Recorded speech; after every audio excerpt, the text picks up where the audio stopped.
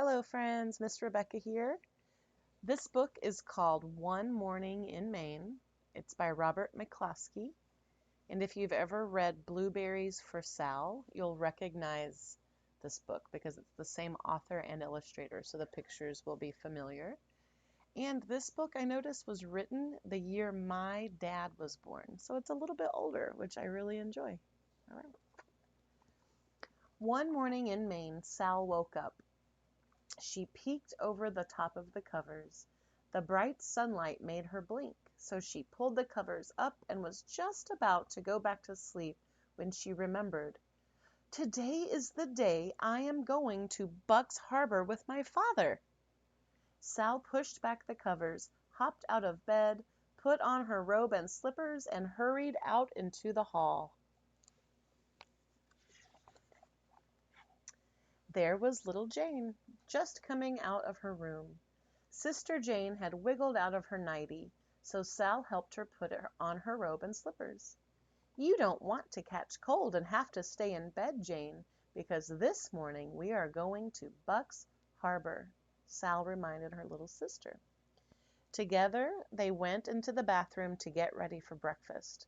Sal squeezed out toothpaste onto Sister Jane's brush and said, Be careful, Jane, don't get it in your hair. And then she squeezed some toothpaste onto her own brush. And when she started to brush her teeth, something felt very strange. One of her teeth felt loose. She wiggled it with her tongue, and then she wiggled it with her finger. Oh dear, thought Sal, this cannot be true. Standing on the stool, she looked in the mirror and wiggled her tooth again. And sure enough, it was loose. You could even see it wiggle. Mama, she cried, one of my teeth is loose. It will hurt and I'll have to stay in bed. I won't be able to eat my breakfast and go with Daddy to Buck's Harbor. She came running down the stairs and into the kitchen.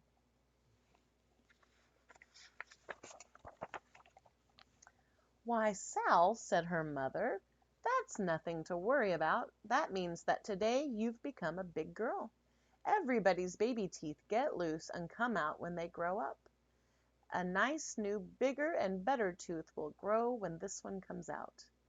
Did your baby teeth get loose and come out when you grew to be a big girl? Sal asked her mother. Yes, she answered, and then these nice large ones grew in. When Penny grew to be a big dog, his puppy teeth dropped out too.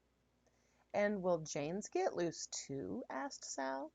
Yes, said her mother, but not for a long time, and not until she stops being a baby and grows into a big girl like you. Jane is so young that she hasn't even grown all of her baby teeth yet. Now let's all go upstairs and brush our hair and get dressed for breakfast.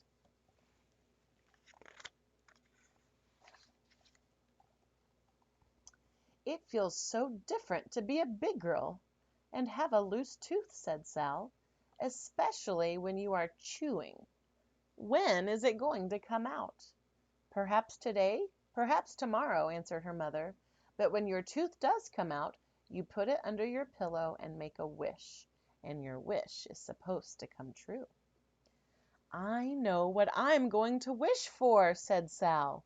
A nice, cold, But wait, don't tell anybody your wish, or it won't come true, cautioned her mother. It's supposed to be a secret wish. Now finish your milk, Sal, and then you can go out onto the beach and help your father dig clams for lunch. I'm a big girl, and I can help him dig a lot of clams fast, said Sal, so we can hurry up and go to Buck's Harbor. After breakfast, when Sal went out to help her father, she saw a fish hawk flying overhead, carrying a fish. I have a loose tooth, Sal called up to the fish hawk. The fish hawk flew straight to her nest on top of a tree without answering. She was too busy feeding breakfast to her baby fish hawk. Sal wondered for a moment if the baby fish hawk had any teeth to chew his breakfast, and then she started on down toward the beach where her father was digging clams. When she came near to the water, she saw a loon. "I have a loose tooth," Sal called to the loon, "and today I have started to be a big girl." The loon didn't say anything, but kept swimming in circles. Then he ducked his beak in the water and snapped out a herring.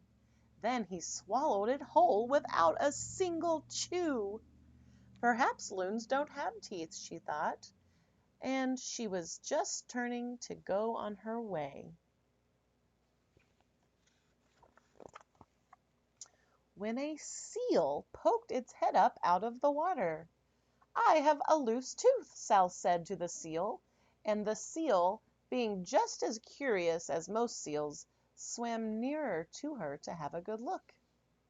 "See," said Sal, and she walked closer right down onto the slippery seaweeds at the water's edge. The sea swam nearer, and Sal was stooping nearer when... Oh, whoops! She slipped on the seaweed and fell kasplush! The seal disappeared beneath the water, and the loon laughed. Loo-hoo-hoo-hoo!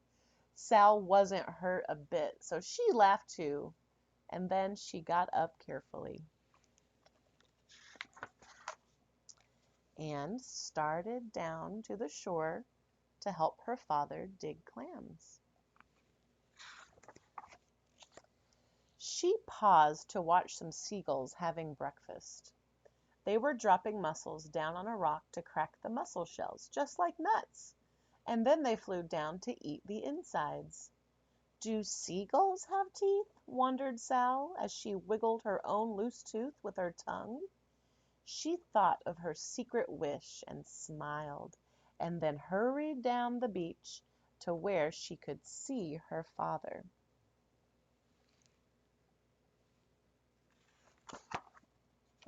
"Daddy, I have a loose tooth," she shouted, "and when it drops out, I'm going to put it under my pillow and wish a wish. You can even see it wiggle."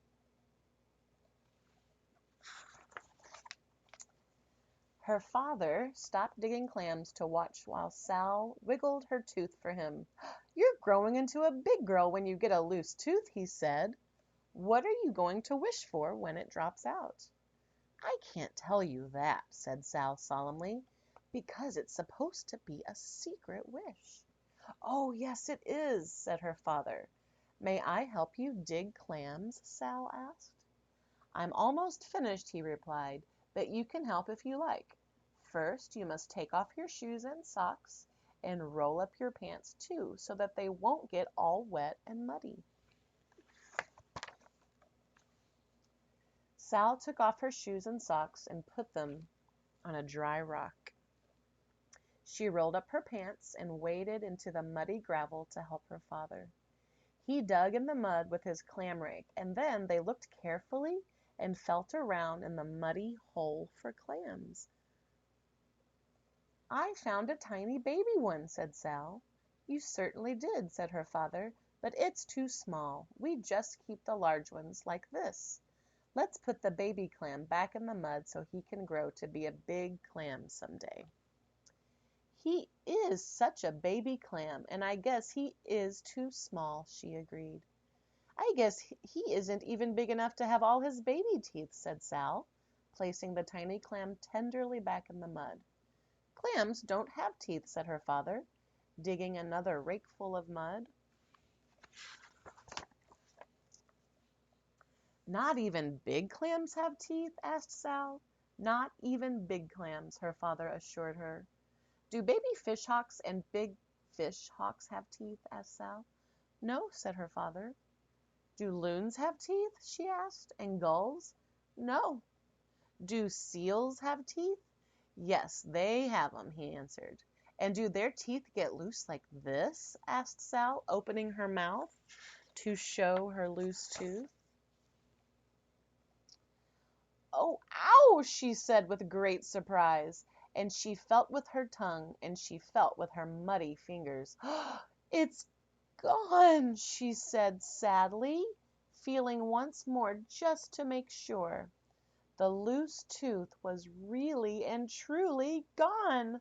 The salty mud from her fingers tasted bitter, and she made a bitter-tasting face that was almost a face like crying. "Did you swallow it, Sal?" her father asked with a concerned smile. "No," she shook her head sadly. "I was too busy asking to do any swallowing. It just dropped itself out. It's gone, and I can't put it under my pillow and make a wish." "That's too bad," her father sympathized. "But you are growing into a big girl, and you don't have to cry about a little thing like that. You could wait for another tooth to come loose and make a wish on that one." "Maybe we can find where the tooth dropped out," said Sal, hopefully, feeling around in the muddy gravel where the clams live. Sal's father helped her look, but a muddy tooth looks so much like a muddy pebble, and a muddy pebble looks so much like a muddy tooth, that they hunted and hunted without finding it. "We'll have to stop looking and take our clams back to the house, Sal," her father said at last, "or we won't have time for the trip to the village." He washed off the clams in the clean salt water of the bay, and Sal reluctantly stopped looking and waded in to wash the mud from her feet and hands. "I guess some clam will find my tooth and get what I wished for," said Sal. "If we come back here tomorrow and find a clam eating a chocolate ice cream cone, well, we'll have to take it away from him and make him give me my tooth back too," she said. While Sal put on her socks and shoes, her father packed seaweed around the clams to keep them moist and fresh. "Now, let's hurry back to the house," he said, "and in a few minutes we'll go on our way to Buck's Harbor in the boat to get some milk and groceries." "Okay," Sal answered, scrambling to her feet. She gave one last look at the muddy place where she'd lost her tooth, and then she started walking back along the shore with her father. She walked along slowly, looking at her feet so that her father could not see her face, in case it looked like she was almost crying. "Oh, see what I found!" she exclaimed, stopping to pick up a feather. "It's a gull's feather," said her father, pausing for Sal to pick it up. "Did a gull lose it? Will another feather grow in where this one dropped out?" asked Sal. "Yes, Sal, that's right," answered her father. "Maybe seagulls put dropped out feathers under their pillows and wish for secret wishes," Sal suggested. "Seagulls don't use pillows, but I suppose they can make wishes," her father said. "Then I'll make up my wish on this feather," Sal decided.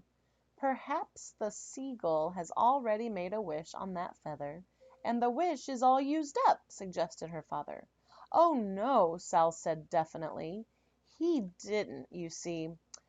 I guess because he was too busy flying and not looking back, he didn't notice it was loose. And when he brushed his feathers this morning, he didn't expect it would drop out. He doesn't even know it's gone," she convinced herself, and she closed her eyes tight and made a secret wish.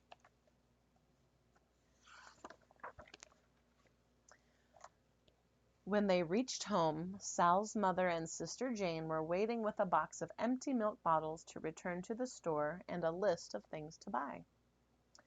"I'll have a nice clam chowder ready for your lunch when you get back," said Sal's mother, waving goodbye. "I'll take good care of Jane," Sal promised. "I'm a big girl, and I can watch so she doesn't tumble into the water."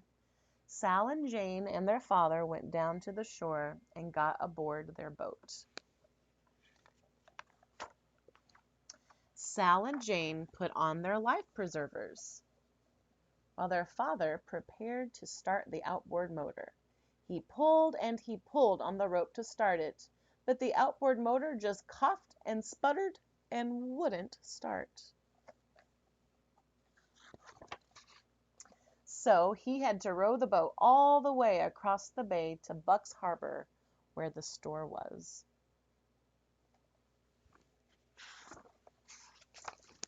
The harbor was full of boats, and Sal's father rowed their boat among them up to a landing and tied it so it would not drift away while they were at the store. They all climbed ashore, and Sal's father brought along the milk bottles. He brought the outboard motor, too, so Mr. Condon, who ran the garage, could fix it. As they came up the path to the village, Mr. Condon was outside his garage, putting gas into a car. "I have a tooth out," Sal greeted, "and our outboard motor won't run." "My, such trouble," said Mr. Condon, and after he had admired the empty place where Sal's tooth was missing, they took the outboard motor into the garage to find why it wouldn't run.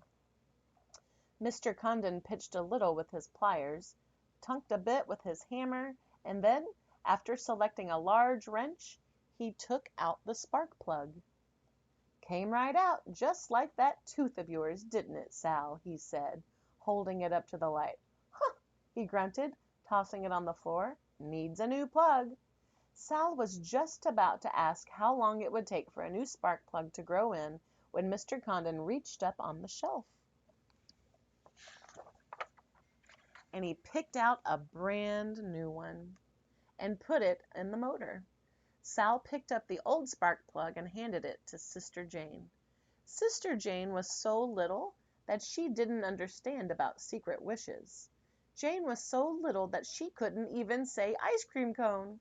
So Sal wished the secret wish for Jane on the spark plug. Mr. Condon pulled the rope, and the motor started right up, just as good as new. Sal's father thanked him and picked up the motor and the milk bottles. Jane carried her spark plug, Sal carried her feather, and they said goodbye and walked across the street to where Mr. Condon's brother kept the store.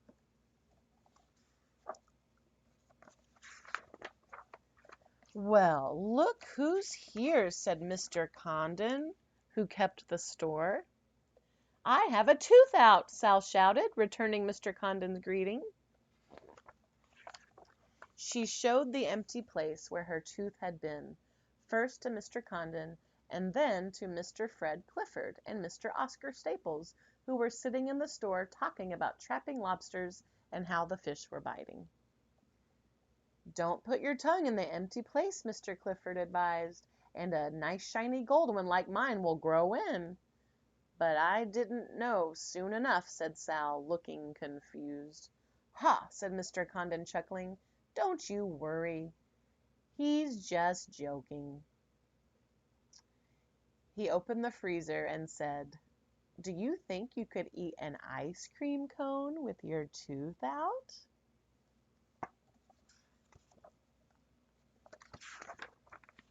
"Oh, yes, I could," said Sal, "and it's supposed to be chocolate." "And this little lady," he questioned, turning to Jane, "how about you? Hers is supposed to be vanilla, so the drips won't spot, and you'd better push it together tight so it won't drop off." Sal dictated and told them what to do, because she's still almost a baby and doesn't even have all of her first teeth. After Mr. Condon had put the groceries and milk in the box, they thanked him once more and waved goodbye. They walked down the path to the harbor. And down the runway to the float where the boat was tied. They all climbed aboard, carrying the outboard motor, the box of milk and groceries, the feather, the spark plug, and the ice cream cones. While their father fastened the outboard motor to the boat, Sal and Jane finished their ice cream cones. "I wants more," Jane demanded. "Silly!" exclaimed Sal. "Our wishes are all used up." And then she remembered that she was growing up, and just like a grown-up, she said, "Besides, Jane, 2 ice cream cones would ruin your appetite. When we get home, we are going to have dinner. Clam chowder for lunch." The end. Bye, friends. Talk to you soon.